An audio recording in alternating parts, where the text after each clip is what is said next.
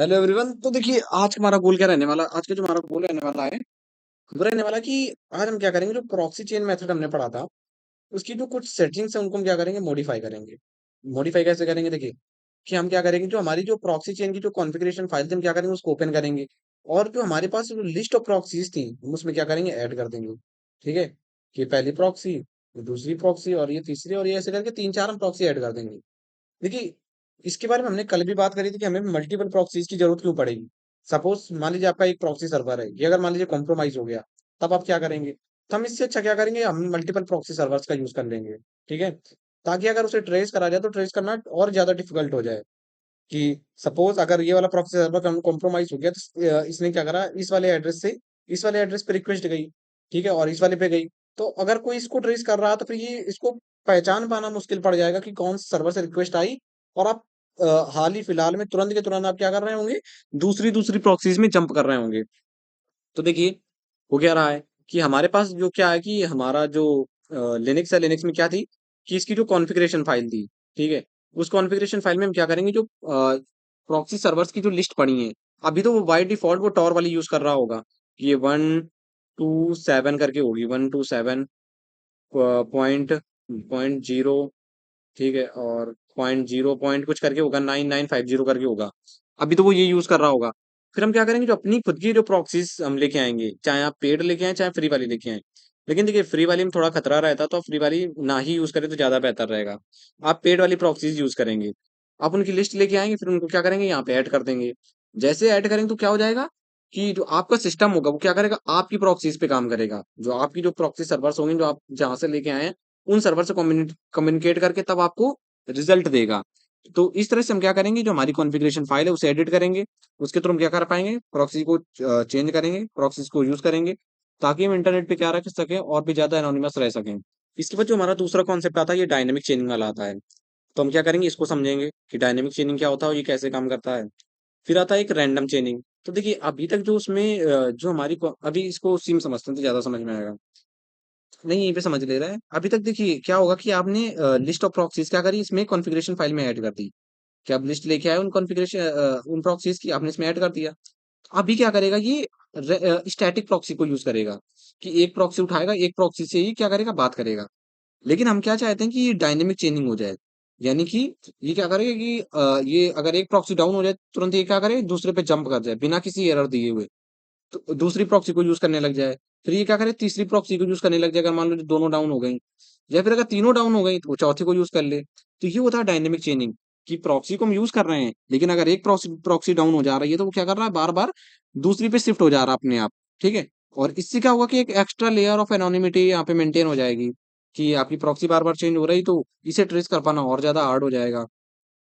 ठीक है, फिर एक आता है ये रैंडम चेनिंग। कि रैंडम चेनिंग क्या होता है, तो देखिए रैंडम चेनिंग में क्या होगा कि अभी तो ये हो रहा था कि एक प्रॉक्सी डाउन हो जा रही थी, तो हम दूसरी यूज कर रहे थे। रैंडम चेनिंग में क्या होगा कि हर बार जब आप कोई नई रिक्वेस्ट डालेंगे, तो हर बार ही क्या करेगा, अपने आप किसी नई प्रॉक्सी को उठाएगा और क्या कर लेगा, उससे कम्युनिकेट करके आपको चीजें पहुंचाएगा। मतलब बार बार जितनी बार आप रिक्वेस्ट डालेंगे तो बार बार अपने आप को एक प्रॉक्सी उठाएगा, उससे बात कर लेगा जितनी आपने लिस्ट में ऐड करी होंगी। तो ये हो गया रैंडम चेनिंग।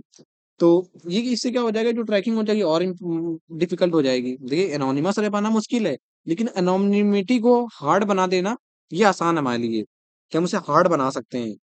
अब देखिए हम यहाँ पे आए।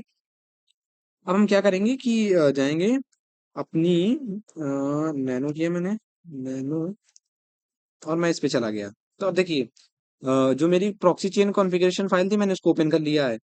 तो एक सेकेंड, अभी मैंने इस पे डायनेमिक चेनिंग सेव कर रखी थी, और यहाँ से स्टैटिक चेन हटा दिया मैंने। तो ये देखिए यहाँ पे जो प्रॉक्सीज की लिस्ट थी, तो मैंने क्या करा यहाँ पे कि अपनी ये चार प्रॉक्सीज ऐड कर दी, तीन प्रॉक्सीज ऐड करनी है। जो मैंने ढूंढने के बाद मुझे मिल गई, तो मैंने क्या करी, इसको ऐड कर ली है। ये वैसे काम नहीं कर रही, लेकिन एज अ एग्जाम्पल समझाने के लिए मैंने ले ली है। ठीक है, आप इनमें क्या कर सकते हैं कि आप अपनी खुद की यहाँ पे प्रॉक्सीज ऐड कर सकते हैं। यहाँ पे इसको हम कमेंट कर दे रहे हैं ताकि ये काम ना करें। इन पे जैसे मैंने एज लगा दिया ना, तो ये काम नहीं करेंगी अब।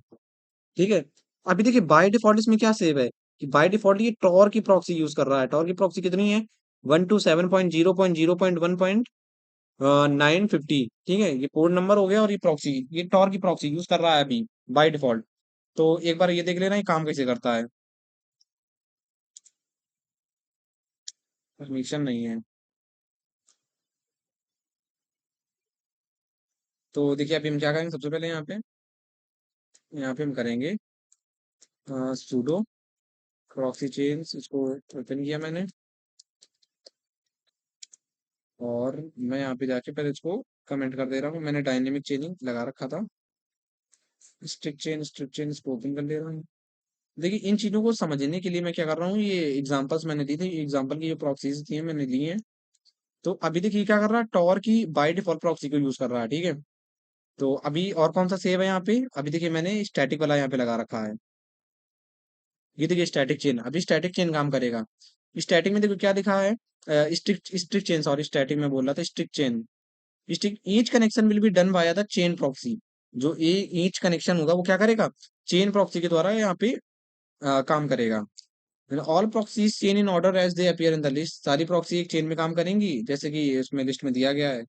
तो इसको मैं क्या कर ले रहा हूँ, कंट्रोल से कंट्रोल कर ले रहा हूँ, कंट्रोल एक्स कर दिया। अब मैं यहाँ पे देखिए प्रॉक्सी चेन का यूज करूंगा, मैं यहाँ पे लिखूंगा प्रॉक्सी चेन।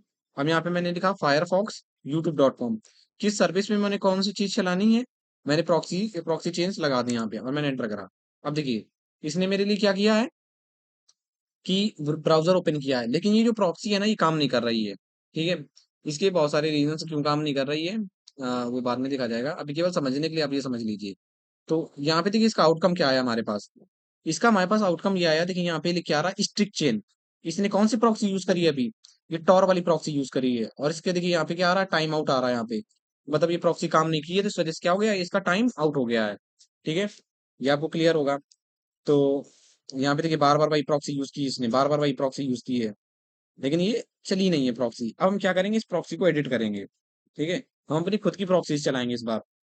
तो मैं क्या करूंगा, यहाँ पे मैं चलाऊंगा sudo nano proxy chain, और ये मैंने कमांड चलाया।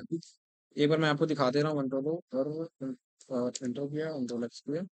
देखिए मैं यहाँ पे कमांड कौन सी चलाऊंगा, sudo, मैंने परमिशन ग्रांट करी, फिर मैं यहाँ पे डालूंगा नैनो। नैनो मतलब मैं फाइल को एडिटेबल मोड में ओपन करने जा रहा हूँ।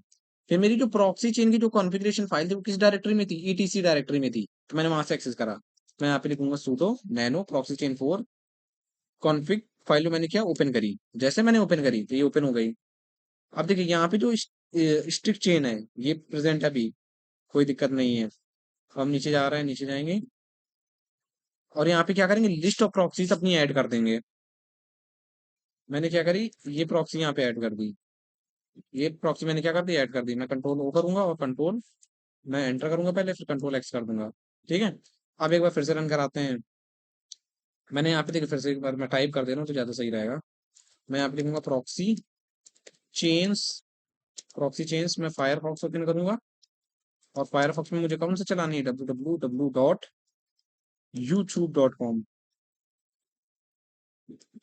.com। मुझे फायरफॉक्स में ये चीज चलानी है, मैंने जैसे एंटर करा। अब देखिए इसने क्या करा, जो मेरी प्रॉक्सी थी, जो मैंने लिस्ट ऑफ प्रॉक्सी दी थी, अब ये उनको यूज करेगा, टॉर वाली प्रॉक्सी को यूज नहीं करेगा। इस वजह से देखिए इसने क्या करा, इमीडिएट रिजल्ट नहीं दिया है। अब ये उस पर काम कर रहा है, ठीक है। अब इसको बैक करते हैं यहाँ से। अब देखिए यहाँ पे क्या दिखा रहा है, अभी भी स्ट्रिक्ट चेन यूज हो रहा है, लेकिन इस बार प्रॉक्सी कौन सी यूज हो रही है, 114.133 वाली यूज हो रही है, ठीक है। क्यों यूज हो रही थी, देखो पहले कौन सी हो रही थी, 127 वाली, ये टॉर की बाय डिफॉल्ट वाली यूज हो रही थी, लेकिन अब कौन सी यूज हो रही है, अब ये वाली यूज हो रही है। लेकिन अभी अभी भी इसमें प्रॉब्लम है, ये स्ट्रिक्ट चेन को यूज कर रहा है, यानी कि देखिए इसने क्या बोला है यहाँ पे, कि जो हमारी स्ट्रिक्ट चेन है वो किस पे सेट है, इस पे सेट है 114.134 पे। और इसका यहाँ पे देखिए रिजल्ट क्या आ रहा है, ये टाइम आउट हो जा रहा है, मतलब ये रिस्पॉन्ड नहीं कर रही है, ये प्रॉक्सी है, ये प्रॉक्सी रिस्पॉन्ड नहीं कर रही है। लेकिन बार बार हमको क्या करते जा रहे हैं, इसको यूज करते जा रहे हैं। और यहीं पे एक क्रिंज आता है, ग्लिच आता है, जब हम क्या करते हैं, डायनेमिक चेनिंग को यूज करते हैं। डायनेमिक चेनिंग यहाँ पे क्या करेगा, देखिए जो यहाँ पे बार बार टाइम आउट हो रहा है, ये तुरंत क्या करेगा, दूसरी फ्रीक्वेंसी पे या दूसरी प्रॉक्सी पे शिफ्ट हो जाएगा, ठीक है। इसको कंट्रोल सी कर दे रहे हैं। अब हम क्या करेंगे, एक बार फिर से अपनी फाइल को ओपन करेंगे, sudo, और ये कॉन्फ़िगरेशन फाइल ओपन करी मैंने, और यहाँ पे जाके ये जो डायनेमिक चेन वाला ऑप्शन है, इसे हम क्या कर देंगे, कमेंट आउट कर देंगे, कमेंट हटा देंगे, और इस पे कमेंट कर देंगे, ठीक है। और कंट्रोल ओ कर देंगे, और और एंटर करेंगे, कंट्रोल एक्स कर देंगे। फिर से एक बार चलाते हैं हम लोग, प्रॉक्सी चेंज फायरफॉक्स यूट्यूब.com, और जैसे मैंने एंटर करा, ये यूट्यूब को ओपन करने का ट्राई कर रहा है बार बार। चलने देते हैं थोड़ा सा। अब देखिए यहाँ पे इसने क्या किया है कि इसने, देखो यहाँ पे क्या लिखा आ रहा है, इसने डायनेमिक चेनिंग को यूज करा है।